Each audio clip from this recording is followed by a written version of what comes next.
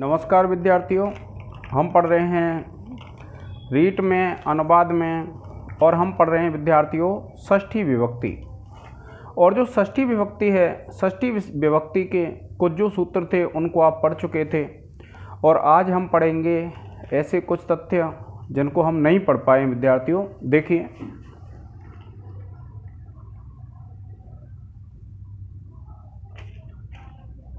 एक सूत्र है विद्यार्थियों, कर्तृ कर्मणो कृतिः।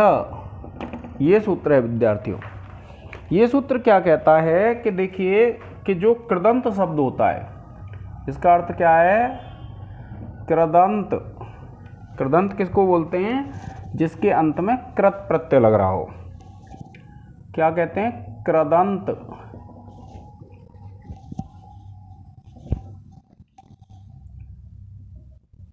कृदंत शब्द के कर्ता और कर्म में षष्ठी होती है, षष्ठी विभक्ति होती है।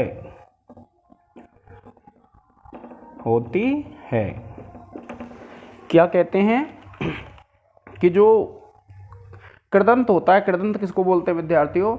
ऐसे प्रत्यय जो धातु में लगते हैं उनको कहते हैं कृत। और कृत अंत का मतलब क्या होता है? कि जिसके अंत में कृत प्रत्यय लगा हो, यानी किसी धातु में अगर प्रत्यय लगा है तो उसके कर्म में और कर्ता में कौन सी विभक्ति आ जाती है? षष्ठी विभक्ति आ जाती है। देखिए उदाहरण देखिए आप कहते हैं जैसे कृष्णस्य कृतिः। ये है, इसका अर्थ क्या है विद्यार्थियों? कृष्ण की रचना। ये है इसका अर्थ हिंदी। अब क्या है, देखिए ये जो कृति शब्द है इसमें क्या है? कृतो धातु है। कृ धातु से कितिन प्रत्यय करके बनता है कृति। तो कृष्ण से कृति है क्योंकि इसे कृ धातु में कितिन लगा हुआ है, और ये कैसा है? कृत है। कृत कौन से होते हैं? जो धातु में प्रत्यय लगते हैं उनको कहते हैं विद्यार्थियों हम कृत प्रत्यय। वो कृत जिसके अंत में है उसको कहेंगे कृदंत। क्या कहेंगे? कृदंत। ये जो है, तो कृदंत शब्द जिसके कर्ता, कृदंत शब्द के कर्ता और कर्म में। तो देखिए ये तो क्या हो गया? कर्ता। तो कर्ता में कौन सी है? षष्ठी होती है। अब दूसरा देखिए कर्म है, तो कर्म में क्या है? कर्म है देखिए जगतः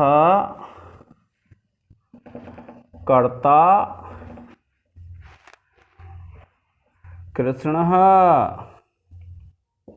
ये है, यानी इसका अर्थ क्या है? जगत का कर्ता कृष्ण है। ये हिंदी वाक्य हो गया। अब आप देखेंगे कि ये जो कर्ता शब्द है, कर्ता शब्द कैसा है? कृदंत है। कैसे है? देखिए कृ धातु लेंगे आप, और धातु से जब आप त्रिच प्रत्यय जोड़ देते हैं तो कर्तृ शब्द बन जाता है, और इस कर्तृ के जब रूप चलाते हैं तो ये बन जाता है आपका कर्ता। यानी जब आप कर्तृ के रूप चलाएंगे तो ये क्या बन जाएगा? आपका कर्ता बन जाएगा।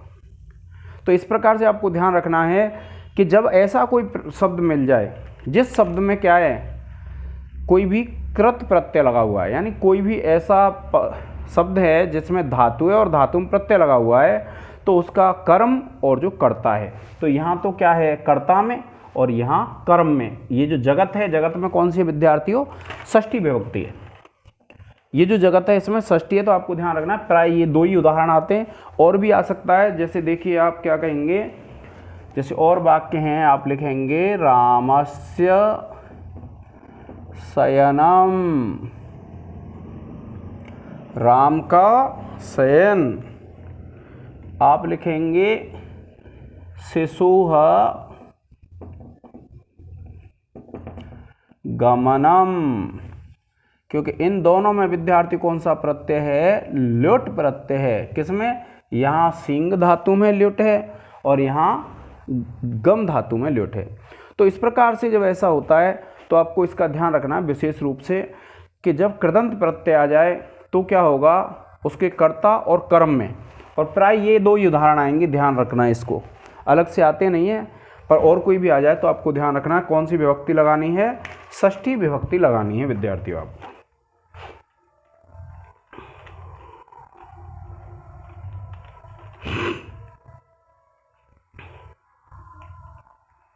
अब देखिए एक सूत्र है आपका षष्ठी के लिए, कृत्यानाम कर्तरी वा।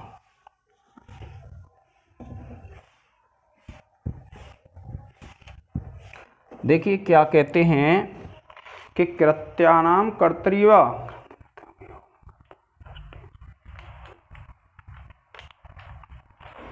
देखिए क्या कहते हैं, कृत्या नाम कर्तरी वा, ये है। तो देखिए आप लिखेंगे कृत्य प्रत्ययों के योग में कर्ता में षष्ठी और तृतीया विभक्ति होती है। कौन सी विभक्ति होती है? षष्ठी और तृतीया विभक्ति होती है।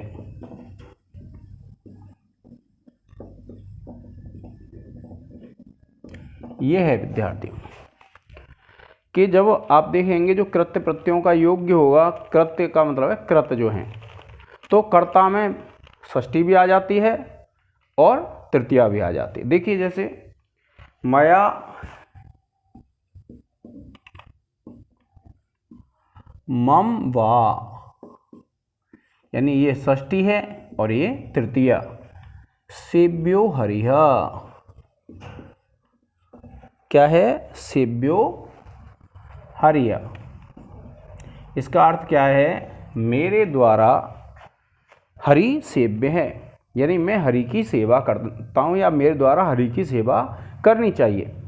ये जो वाक्य है कि मया यानी मेरे द्वारा क्या है? हरि की सेवा करनी चाहिए, ये वाक्य है। तो आपको ध्यान रखना है इसमें तृतीया है, इसमें षष्ठी है। क्यों?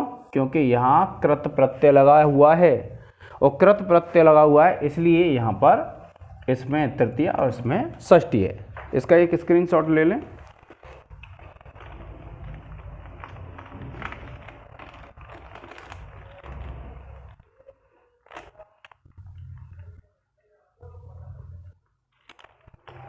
अब देखिए जहां पर तुलना की जाती है, क्या कहा? जहां पर तुलना की जाती है, तुलना जी की जाए, जैसे हम कहें तुल्य,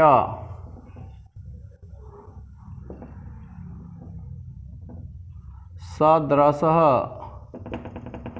या फिर समः, तुल्य, सदृश या फिर सम, ये जो हैं विद्यार्थियों, ये अगर शब्द आ जाते हैं तो आपको ध्यान रखना है या तो तृतीया विभक्ति होगी या फिर षष्ठी होगी। देखिए जैसे हम लिखें तुल्य, ये है तुल्य, तो आप लिखेंगे, देखिए तुल्य शब्द आ जाए, आप लिखेंगे कृष्णस्य तुल्यः, ये कौन सी हो गई? षष्ठी। आप लिखेंगे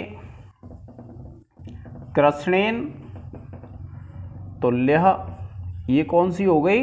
तृतीया।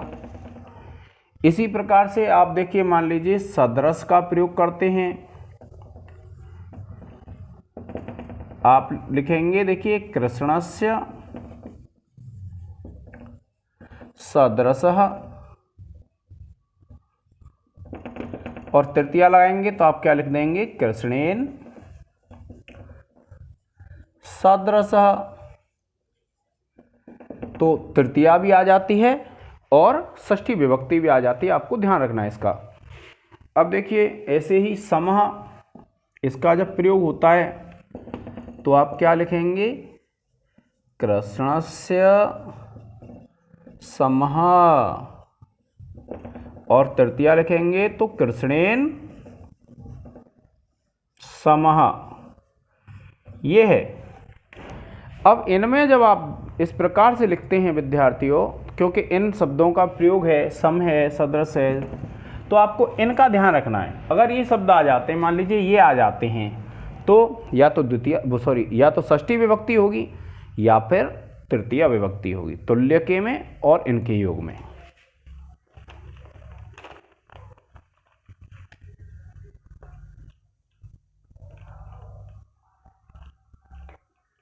अब देखिए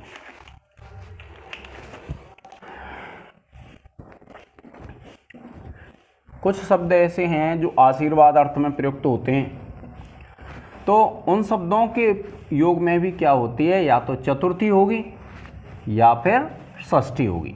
देखिए आशीर्वाद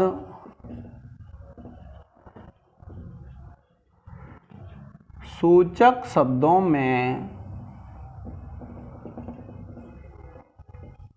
आशीर्वाद सूचक शब्दों में कौन सी होती है, चतुर्थी और षष्ठी। या तो क्या होगी चतुर्थी विभक्ति, और या फिर क्या होगी विद्यार्थी उसमें षष्ठी विभक्ति।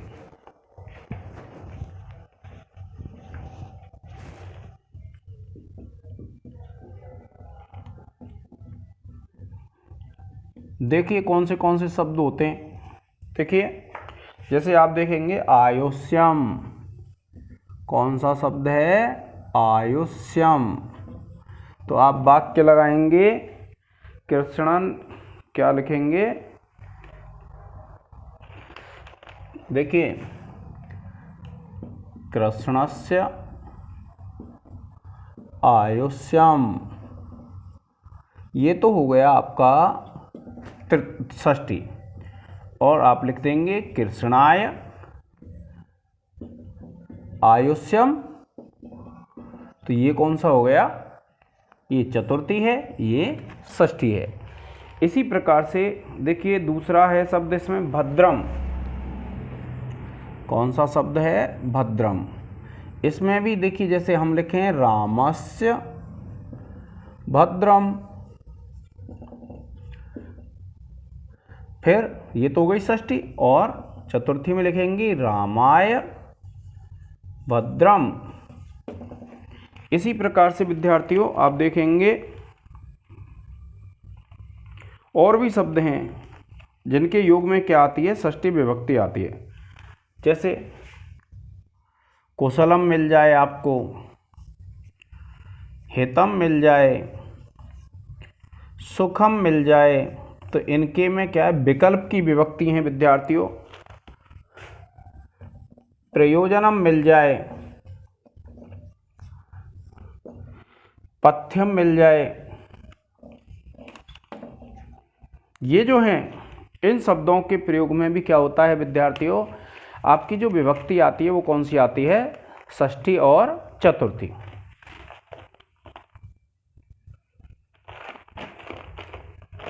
तो इस प्रकार क्या है विद्यार्थियों, हमारी जो षष्ठी विभक्ति है वह पूर्ण हो जाती है। मैंने आपको जिस प्रकार से बताया है आपको उसका अध्ययन उसी प्रकार से करना है, जितना हो सकता है उसकी अभ्यास करें। और आगे हम पढ़ेंगे अधिकरण कारक, उसके बाद कुछ ऐसे वाक्य पढ़ेंगे जो हम सामान्य प्रयोग में लेते हैं लेकिन हमको ये पता नहीं रहता है कि इसमें विभक्ति कौन सी आनी है। तो इस प्रकार के वाक्य होंगे विद्यार्थियों। और फिर उसके बाद हम पढ़ेंगे वाच्य परिवर्तन। कौन सा वाक्य, वाच्य परिवर्तन। तो वाच्य कैसे परिवर्तन करने, या फिर लट लकार को लोट लकार में कैसे बदलना है, जो परीक्षा का पहलू है, यानी परीक्षा में जिस प्रकार से प्रश्न पूछे जाते हैं हम उसी पे बार बार अभ्यास करते रहेंगे। तो आज के इस लेक्चर में इतना ही। जय हिंद, जय भारत।